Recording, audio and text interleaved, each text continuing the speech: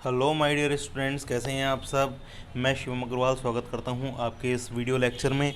आज हम क्या करने वाले हैं, इलेक्ट्रोकेमिस्ट्री चैप्टर के एक्सरसाइज के मोस्ट इंपॉर्टेंट क्वेश्चंस हम करने वाले हैं। लास्ट लेक्चर में हमने इलेक्ट्रोकेमिस्ट्री के चैप्टर के इंटेक्स मोस्ट इंपॉर्टेंट क्वेश्चन हमने कर लिए थे।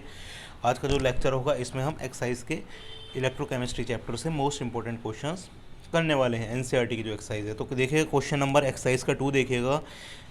गिवन द स्टैंडर्ड पोटेंशियल, आपको ये दे रखी है स्टैंडर्ड पोटेंशियल, आपको ये दे रखी है इसकी के प्लस के की ए जी प्लस ए जी की, इसकी दे रखी है, इसकी दे रखी है, इसकी दे रखी है। तो इनको क्या करना है, अरेंज करना है। Arrange this metal in their increasing order of reducing power.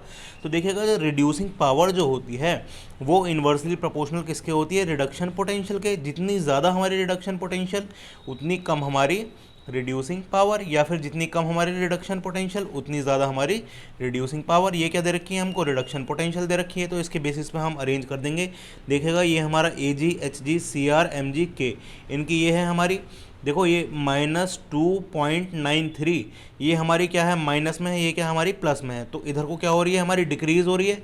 इधर को अगर ये हमारी रिडक्शन पोटेंशियल इधर को डिक्रीज़ हो रही है तो हमारी रिड्यूसिंग पावर तो इधर को इंक्रीज़ हो रही है, ये हमारी डिक्रीज़ हो रही है होगी, तो ये हमारी क्या है, इंक्रीज़ हो रही होगी, क्योंकि दोनों में क्या है, इन्वर्सली रिलेशन है। तो हमारा क्या है, रिड्यूसिंग पावर ए जी की सबसे कम, फिर एच जी की, फिर सी आर की, फिर एम जी की, फिर के की। ये हमारा रिड्यूसिंग पावर का ऑर्डर हो गया।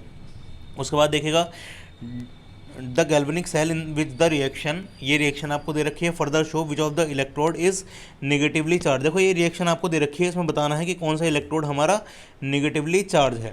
तो देखो ये हम इलेक्ट्रोकेमिकल सेल जब हमने पढ़ा था तो उसको हम करते हैं ALONE, अलोन। किससे करते हैं रिप्रेजेंट, अलोन से। ALONE, अलोन मतलब anode is left side, and उस पर क्या होता है, ऑक्सीडेशन होता है, और वो नेगेटिवली चार्ज होती है इलेक्ट्रोड, नेगेटिवली चार्ज इलेक्ट्रोड होती है वो। Anode is left side, oxidation होता है, नेगेटिवली चार्ज इलेक्ट्रोड होती है। अब देखिएगा जिंक का यहाँ पे Zn से Zn2+ में जा रहा है, मतलब लॉस ऑफ इलेक्ट्रॉन हो रहा है।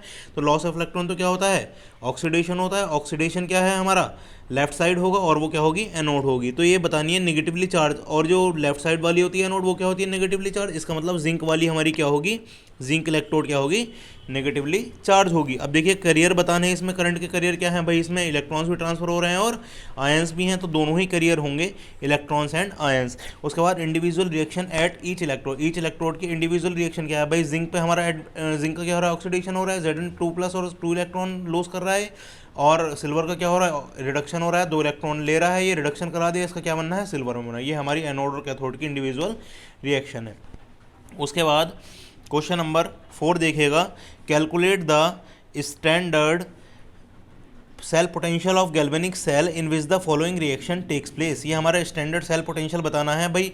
स्टैंडर्ड मतलब ई नॉट सेल पोटेंशियल बताना है। ई नॉट क्या होता है, ई कैथोड माइनस ई एनोड, क्या होता है हमारा, ई कैथोड माइनस ई एनोड होता है। भाई आपको दे रखा है हमारा सी आर और Cr3+, तो ये हमारा भाई इसका क्या हो रहा है, Cr से Cr3+, ऑक्सीडेशन हो रहा है इसका। और ऑक्सीडेशन वाला क्या होता है भाई, ऑक्सीडेशन वाला क्या होता है, एनोड होता है। तो एनोड वाला हमारा ऑक्सीडेशन वाला हो गया, और ये वाला हमारा क्या हो गया, कैथोड हो गया। तो इसमें इसकी ई नोट वैल्यू माइनस इसकी E naught value, E cathode minus E anode. तो हमारी जो Cr से Cr3+ से Cr है, इसकी जो वैल्यू होती है हमारी ये होती है, इसकी वैल्यू हमारी ये होती है। दोनों को माइनस कर देंगे, हमारा क्या आ जाएगा, 0.34 वोल्ट। तो ई नोट सेल हमारी क्या आ गई, 0.34 वोल्ट। एडिशनली मैं आपको बता दूं, अगर ये ई नोट सेल हमारा पॉजिटिव आता है तो रिएक्शन हमारी फिजिबल होगी, और अगर हमारा नहीं आता है तो रिएक्शन हमारी फिजिबल नहीं होगी। तो देखिएगा जैसा हमारा पहला हुआ है वैसे ही हमारा सेकंड पार्ट इसका हम कर लेंगे। उसके बाद नेक्स्ट क्वेश्चन देखिएगा, write the Nernst equation and EMF of the following cell. इसकी क्या हमें बतानी है, नर्स्ट इक्वेशन बतानी है। नर्स्ट इक्वेशन क्या होती है, E cell is equals to E not cell minus 0.0591 upon n होता है यहाँ पे लॉग प्रोडक्ट की कंसंट्रेशन अपॉन रिएक्टेंट की कंसंट्रेशन। अब देखिएगा ये जो हमारी Mg वाली है, Mg और कॉपर वाली है, इसकी पहले हम सेल इक्वेशन लिख लेंगे। सेल इक्वेशन हमारी ये हो जाएगी, Mg से किस में जा रहा है, Mg से Mg2+ में जा रहा है, Cu2+ से किस में जा रहा है, Cu में, Cu2+ से किस में जा रहा है, Cu में। कितने इलेक्ट्रॉन का लेन देन हो रहा है यहाँ पे, n इज इक्वल्स टू क्या आ गया, 2। तो n की जगह क्या रख देंगे, 2 रख देंगे। लॉग प्रोडक्ट की कंसंट्रेशन मतलब आयन तो सिर्फ यही है, Mg की कंसंट्रेशन अपॉन Cu2+ की कंसंट्रेशन। अब देखिए कंसंट्रेशन यहाँ पे दे रखी है, कंसंट्रेशन Cu2+ की दे रखी है, Mg2+ की कंसंट्रेशन दे रखी है, यहाँ पे दोनों को पुट कर देंगे कंसंट्रेशन को। तो देखिएगा जब इसको पुट करेंगे तो 10⁻³ है, 10⁻⁻4 आ जाएगा। और ई नॉट सेल की वैल्यू हम क्या करेंगे, ई नॉट सेल क्या होता है, ई कैथोड माइनस ई एनोड। तो कैथोड और एनोड इसमें से देख लेंगे हमारा कौन सा कैथोड है कौन सा एनोड है। जिसका ऑक्सीडेशन हो रहा होगा वो कैथोड, जिसका रिडक्शन हो रहा होगा वो एनोड। तो ई नॉट सेल की value E cathode minus E anode यहाँ पे रख देंगे। तो ई सेल हमारा क्या आ जाएगा, ये आ जाएगा 2.68 वोल्ट। तो ई एम एफ हमारी कितनी आ जाएगी, 2.68 वोल्ट। इसी तरीके से सेकंड, थर्ड, फोर्थ सेम बिल्कुल इसी तरीके से आपको करने हैं। उसके बाद देखिएगा next question, define conductivity and molar conductivity of the for the solution of an electrolyte, discuss their variation with concentration. अब देखिएगा कंडक्टिविटी और मोलर कंडक्टिविटी होती क्या है। कंडक्टिविटी क्या होती है, the inverse of resistivity is called conductivity. अगर हम रेजिस्टिविटी का इनवर्स कर दें तो वो क्या हो जाती है हमारी कंडक्टिविटी। और किससे डिफाइन करते हैं, कप्पा से। इसका फॉर्मूला क्या होता है, GL/A। क्या होता है इसका फॉर्मूला, GL/A। जी क्या है हमारी कंडक्टेंस है, L क्या है लेंथ है, A क्या है हमारा क्रॉस सेक्शनल एरिया है, और R क्या है हमारा रेजिस्टेंस है। अगर हमारी L क्या होगी, यूनिट लेंथ होगी, मतलब 1 सेंटीमीटर, और एरिया क्या होगा हमारा 1 सेंटीमीटर स्क्वायर। तो कंडक्टिविटी हमारी किसके इक्वल हो जाएगी, कंडक्टेंस के इक्वल हो जाएगी। ठीक है, अब आती है मोलर कंडक्टिविटी की बात। तो वही molar conductivity of the solution at the given concentration is the conductance of the volume of the substance containing 1 mole of electrolyte keep between 2 electrode with an area of cross section कितना, A at a distance unit length. देखो जिसकी volume जो होगी, electrolyte की volume जिस solution में क्या होगी 1 मोल होगी, और 2 इलेक्ट्रोड के बीच में रखे होंगे जिनका क्रॉस सेक्शन एरिया इलेक्ट्रोड का क्या होगा, A, और दोनों इलेक्ट्रोड के बीच में जो डिस्टेंस होगा वो यूनिट लेंथ होगा, 1 होगा। तो वो क्या होगी हमारी उस टाइम पे जो कंडक्टिविटी होगी, कि कंडक्टिविटी क्या होगी, वो होगी हमारी मोलर कंडक्टिविटी। इतनी बात आई समझ में।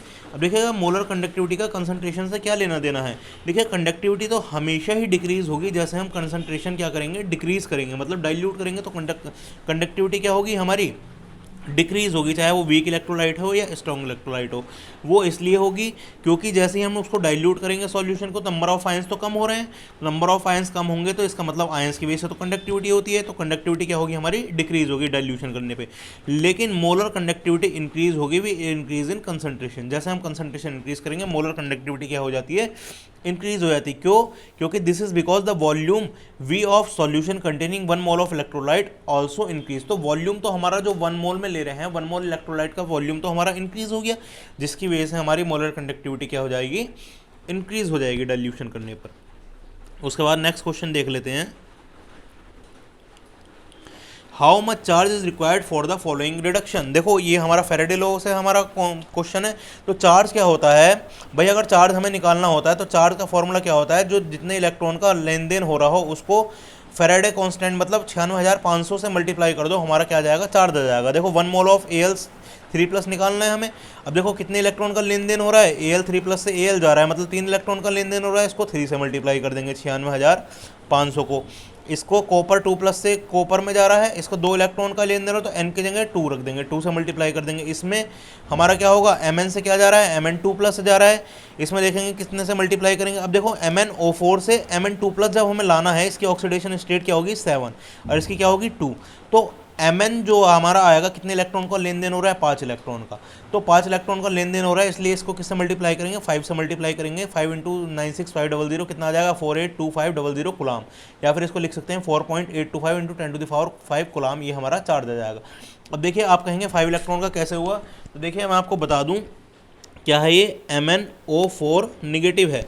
तो अगर मैं इसका मैं निकालूँ तो Mn का निकालनी है मुझे ऑक्सीडेशन स्टेट, X रख लूँगा मैं, और X रख लूँगा, और हमारा ऑक्सीजन की क्या होती है -2 होती है, लेकिन कितने हैं 4 हैं, और चार्ज कितना है ऊपर -1, तो -1 रख दूंगा। तो X क्या आ जाएगा, X -8 = -1, और X क्या आ जाएगा, -1 + 8, X क्या आ जाएगा हमारा, X आ जाएगा हमारा +7। ये हमारा क्या आ गया, +7, और ये क्या है हमारी ऑक्सीडेशन स्टेट +2। इस वजह से क्या है हमारा 5 इलेक्ट्रॉन का, 7 से 2 में जा रहे हैं तो 5 इलेक्ट्रॉन का लेन देन हो रहा है, तो 5 से मल्टीप्लाई करेंगे। How much electricity in term of Faraday is required to produce, इतने हमारा ग्राम कैल्शियम दे रखा है, इतने में करना है। तो देखिए हमारा होता क्या है, Ca2+ से 2 इलेक्ट्रॉन में जा रहा है, तो हमारा 2 फैराडे है ये, 2 फैराडे से 4 मतलब 2 इलेक्ट्रॉन का लेन देन हो रहा है, इसका मतलब 2 फैराडे। और ये कैल्शियम का एटॉमिक मास कितना होता है 40 ग्राम। तो इसका मतलब क्या है, जो 40 ग्राम कैल्शियम है उसके लिए इलेक्ट्रिसिटी चाहिए 2 फैराडे, लेकिन हमसे कहा कितना गया है 20 ग्राम। तो 40 ग्राम के लिए 2 फैराडे चाहिए, तो 20 ग्राम के लिए इसके आधी चाहिए होगी, मतलब 1 फैराडे। उसके बाद आता है 40 gram of aluminium from molten state Al2O3। अब Al कितने हैं 2 हैं, तो इसके लिए क्या आ जाएगा 2 इंटू 27, तो 54 ग्राम। 54 ग्राम 6 इलेक्ट्रॉन का लेन देन हो रहा है, तो 54 ग्राम कितने का कर रहा है 6 फैराडे इलेक्ट्रिसिटी चाहिए इसको, लेकिन हमें कितना चाहिए 40 ग्राम। तो 6 फैराडे अपॉन 54 आ जाएगा 1 ग्राम के लिए, और हमें कितना चाहिए 40 ग्राम। तो 6 फैराडे अपॉन 54 इंटू 40 आ जाएगा हमारा 4.44 फैराडे। इतनी बात आगे समझ में। उसके बाद नेक्स्ट क्वेश्चन देख लेते हैं। नेक्स्ट क्वेश्चन है हमारा, using the standard electrode potential values predict the reaction between the following is feasible और नॉट। तो देखिए इसमें फीजिबल का मैंने आपको बताया था कि जो हमारी ई नोट वैल्यू, अगर हमारी ई नोट वैल्यू पॉजिटिव आती है तो हमारा क्या होगा, रिएक्शन फीजिबल होगी। अगर निगेटिव आती है तो फीजिबल नहीं होगी। बस इसकी ई नोट वैल्यू निकाल लीजिए भाई। आई वाले के लिए ई नोट वैल्यू हमारी क्या होती है, ये होती है। कॉपर के लिए हमारी ये, ब्रोमीन के लिए हमारी ये, इसके लिए हमारी ये, इसके लिए हमारी ये। अब देखिएगा हमारी रिएक्शन जो फीजिबल होगी या नहीं होगी। तो Fe हमारे आई के साथ रिएक्शन कर रहा है ये। इसमें कैथोड पे देख लीजिए किसका ऑक्सीडेशन हो रहा है, किसका रिडक्शन हो रहा है। तो ई नॉट सेल निकाल लेंगे, ई कैथोड माइनस ई एनोड। तो ई कैथोड क्या हो जाएगा हमारा, जो कैथोड हो रही होगी 0.77 माइनस 0.54 कितना आ गया 0.23 वोल्ट आ गया। और ये हमारी क्या है पॉजिटिव वैल्यू आ रही है, तो इसका मतलब रिएक्शन हमारी फीजिबल है। इसमें भी हमारी पॉजिटिव वैल्यू आ रही है तो ये फीजिबल। इसमें हमारी नेगेटिव वैल्यू आएगी तो रिएक्शन हमारी फीजिबल नहीं होगी। वैसे हमारे बाकी के एग्जाम्पल्स भी, बाकी के पार्ट भी हमारे हो जाएंगे। तो आज के लेक्चर के लिए इतना ही। Thank you so much for watching this video. आज आपका इलेक्ट्रोकेमिस्ट्री चैप्टर के मोस्ट इंपॉर्टेंट क्वेश्चंस खत्म हो गए हैं। कल को हम नेक्स्ट चैप्टर के मोस्ट इंपॉर्टेंट क्वेश्चन देखेंगे। Thank you for watching this video. Happy learning.